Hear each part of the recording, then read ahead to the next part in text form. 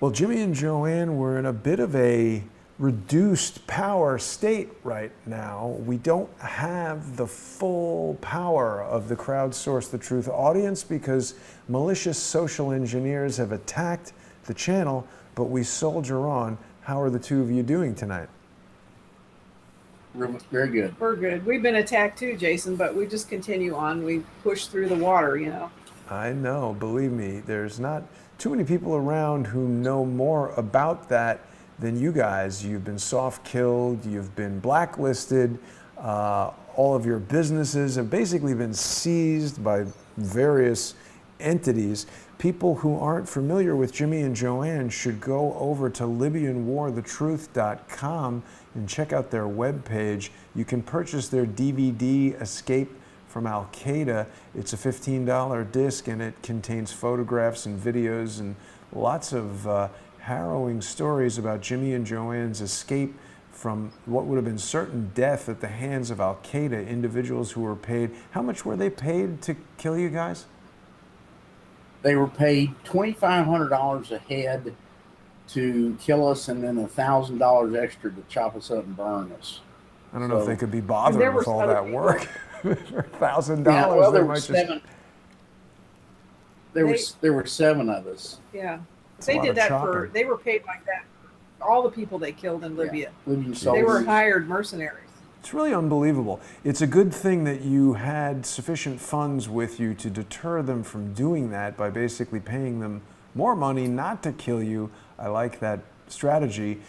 Jimmy and Joanne are very resourceful in that regard, and I hope that people will go to patreon.com/James and Joanne Moriarty. That's Jimmy and Joanne's Patreon page, and I think this latest effort by these malicious social engineers to shut down what we're doing, I mean, you know, this was a fraudulent claim that was made against us. I've appealed it with YouTube, but I think we know how long that will take. Good news is our viewers on Patreon are going to experience uninterrupted live streaming.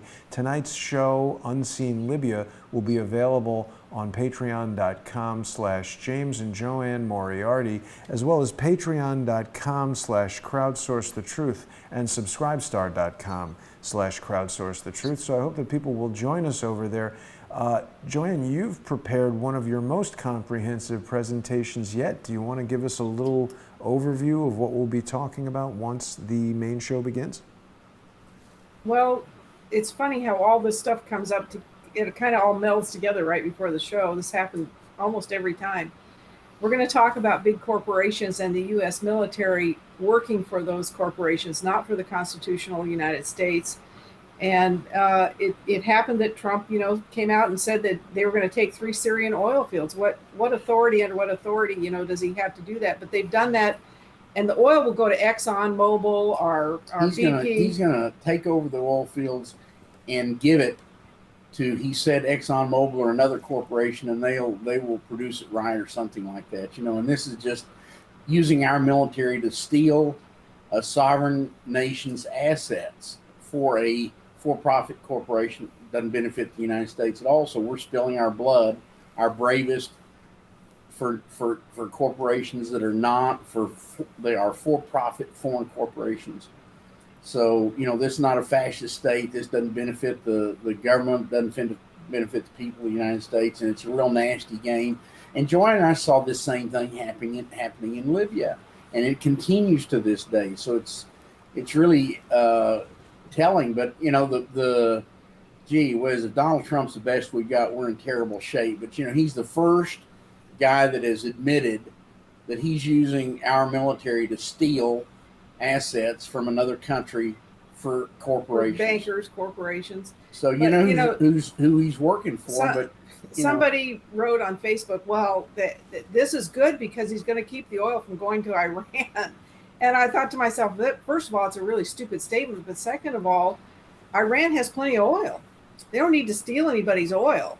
Well, so, it's just... it's like saying somebody breaks into your house and steals your money and say, well, that's good. At least another thief won't get it. Exactly. Yeah. I mean, just some people get into their minds. It's just crazy. But to let you know how bad You had a great show with Ole this morning. I mean, that was absolutely, he was on button with everything, and I think he is absolutely should be receiving all the kudos because he helped get out all the information about the 9/11 for Europe and Seattle and all that stuff. And God bless him, because as everybody should understand, these evil guys are long game players. They've been planning 9/11 in the United States for many, many, many years. Yeah. Then they planned this 9/11 for Europe, and as Ole said, there had been 500 top meetings from world leaders from all over the world. Had 500 meetings going on for years to plan 9/11 for the purpose of having the UN Army take over control of all of Europe. And of course, then they would foment all these civil wars because of all the invasion of the illegals in all those countries, and there's so much disruption and everything. So, one checker falls, then the next one, then the next one, then the next one, like dominoes rather. Anyway, we're gonna talk about the big corporations, and we're gonna talk about what Jimmy was just talking about. We're gonna discuss some knowledge we have about what's going on in Libya. We're going to give some updates about Libya, about the fiat money, what's happening there, some of Jimmy's expertise. He's going to talk about that. So it's going to be a great show. There's a great little video that's going to play,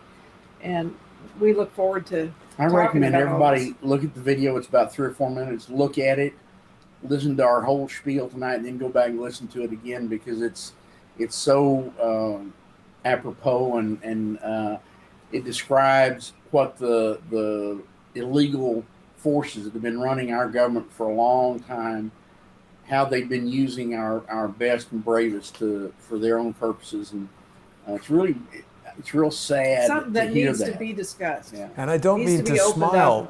I don't mean to smile while you're talking about such a serious subject, but I've just been inspired. I want to see Jimmy do a spoken word album where he speaks Yiddish with a Texas accent. That was excellent enunciation on spiel. I have to compliment you. That's right. But in all seriousness, we've been having a lot of really amazing shows on Unseen Libya. Last week we had Mufta Faraj join us. He's just been appointed to the head of an important human rights commission there in Libya. And Mufta is somebody that you guys have known for years. We had a conversation with Senator Dick Black about Trump's pullout of Syria. Has that happened? Is it happening? What's going on with the Syria pullout? Do we know? No, that was all phony. They went into Iraq and turned around and brought a bunch of them back through an illegitimate crossing closed crossing between Iraq and Syria and into these oil fields. We'll talk about that tonight. And there's proof. The Russians have put out satellite pictures of it. And then in fact, I think we've got an interview from Assad that is. Did we add that one? No, it's a 2-hour. It's a 2-hour interview with Assad, and they asked Assad about Baghdadi. Oh, and yeah. They said, President Trump said, you were involved with it. He says, I knew nothing about it until I saw it in the media. Wow. That's what Assad said. As Ole said, Baghdadi's been killed and resurrected, a bunch of times. So, as he said, instant reincarnation must be a reality. The funny thing, we were talking about Baghdadi, the name, Ole was talking about right. Why would they name him Baghdadi? Right. And there's a funny story when I was speaking to Claire Lopez, who was ex-CIA, or if there is such a thing, working for the Citizens Committee on Benghazi.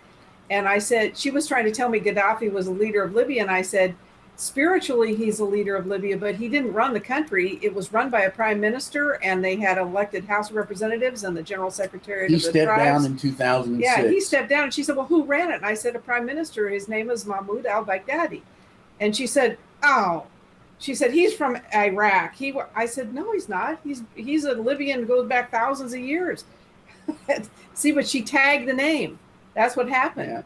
Yeah. Mm. She tagged the name. One thing that came up this morning on the show with Ole was there seems to be almost like a title that, or a pseudonym that they take on, this Baghdadi. It's unclear what's going on, but Claire Lopez is tweeting all kinds of stuff here. Interesting. She's certainly into destroying Iran. She's part of, what is this think tank that she's part of? The Public Policy Center for cybersecuritypolicy.org. I'm very skeptical of all of these think tanks. I don't know exactly what it is they're intended to do, but it's interesting to explore these sort of things. So we're currently of the opinion that Donald Trump's Syria pullout didn't happen. Do we think that Donald Trump tricked us, or did Donald Trump want to do it and somebody tricked him? No, he's been Jason, as you know, he's the best we got, but he's pitiful. He's absolutely a sellout. He's a traitor. He works for foreign corporations, and he always has. He was bailed out 5 times by the top Zionists in the United States, and he is their puppet. He's the first openly Zionist president we've ever had, period. Second to that, you're talking Khazarian Zionists, not But you have to differentiate. That's part of our task, to let everybody help educate them. But second to that, his foreign policy, he's admitted, is being set by somebody else. He didn't have anything to do with it. When did he admit that? They tell him what to do. He does. He did that months ago. A couple times. Yeah, he's being called on the carpet for his former. He said, I don't have anything to do with that. He said it was Israel that's setting his foreign policy. When did he say that? So some time ago, maybe a year ago, even. It was less time than that. But wow. I mean, his foreign policy has been an absolute disaster from top to bottom. And the latest, as Ole said, when the 9/11 for Europe didn't happen, and when Seattle was not going to happen, then all of a sudden he jumps up and he spent 40 minutes pontificating about his murder of Baghdadi, and Obama only did about 5 or 10 minutes on Osama bin Laden. But forget all that. That's not the important thing. When you look at the long game these guys play, and look at the plans they had made in Europe, look at what really happened on 9/11 here, and then you see all these things that are being disclosed about what's going to happen, and they are happening. And California's blacked out without any reason. All of a sudden, fires start all over the place in there, and they've got satellite photos of EMT type explosions. We're not going to talk about that either. But I mean, all these events, the long game these guys play, and all of us are their pawns, and we need to recognize that. And if we want to act as slaves to these folks and sit back and do nothing, then that's it. Yeah. Well, we'll talk about all of this and more when we begin our show on patreon.com/James and Joanne Moriarty, patreon.com/crowdsourcethetruth, and subscribestar.com/crowdsourcethetruth. That's going to be at 8:30 p.m. Eastern, just about 17 minutes from now. People will be able to hear the in-depth show. Just one more thing on al-Baghdadi. It's really weird to me that there's been so much talk about if he's been killed before, but basically nobody has been talking about him being pictured here with John McCain. Why is Trump not talking about that? Because he's not told to do that. He's not allowed to do it. But, McCain was with Belhaj in Libya. He's with Baghdadi here, with these leaders of these proxy armies that are built up for the corporations, for the New World Order, to take over these nations that have assets that they want, and then to take the assets, destroy the countries. It's real sad, Jason, that we have this going on, and our military is being terribly abused. And you look at the Erdogan this last couple of days. He said that Turkey's not a hotel for ISIS and all these other terrorists and everything. That the U.S. is going to have to pay as they had promised, or else he's going to send them to Europe. So all those. There's a lot of disclosure coming out. Every day we see more and more disclosure. Yeah, and before you leave right now, Jason, I want you to tell everybody what happened to your YouTube channel, because people are wondering. I still want you to explain it to me better so I understand what happened. Well, what happened is I've been pursued for 2 years now, as regular viewers will know, by a team of social engineers who are determined to make up lies and attack anything and everything that I do, to put in false copyright claims. There's something called the Communications Decency Act, and Section 230 of that has a thing called the Fair Use Doctrine, where if you are using something in a evaluation and analysis, making commentary on it, using it for news purposes, etc., that's a fair use. Like if I was to report on a car crash and show a Ford logo and talk about how the car crashed, that's a fair use of the Ford logo. If I built a car in my garage and put a Ford logo on it and tried to sell it, that's an infringement of the copyright. So if I use a photograph of a limited purpose public figure that has been posted in public on social media, and I use it to talk about it in a news broadcast, that's fair use. But because YouTube does not get down with due process, or, you know, it's not a court, it's a private corporation that can make its own rules, they have decided that all someone needs to do is just claim that you've infringed on their copyright, and they can clamp down on your business. This YouTube channel is my business. So these malicious strikes that people are taking at it, it's like driving by and throwing a brick at the window of your retail store. It might not end it, but they're trying to disrupt it. They're trying to prevent people from going there, and they want to shut it down, and that's how they operate. So there's no live streaming happening. Sorry. Is there anything we can do or anybody else can do? Can we complain to YouTube? I don't think that'll do it. Because Dr. Corsi was shut down, but they brought it back up because they had so many people, I think, that complained. Well, I don't know. I mean, what I've done is I've submitted a counterclaim explaining, as I just did, that I believe what I have shown on that YouTube video is covered by the fair use doctrine, and so YouTube will now review that and decide if that's true or not, and they'll go talk to the complainant and give him a certain amount of time to respond or whatever. So I mean, again, we talk a lot about lawfare and other things. There are things that people can do that can just throw you off and screw you up, and there's a certain amount of time that it takes to get it restored. So in the short term, the best thing that people can do is they can join us on patreon.com/crowdsourcethetruth and subscribestar.com/crowdsourcethetruth, where sponsors will enjoy uninterrupted live streaming on those channels.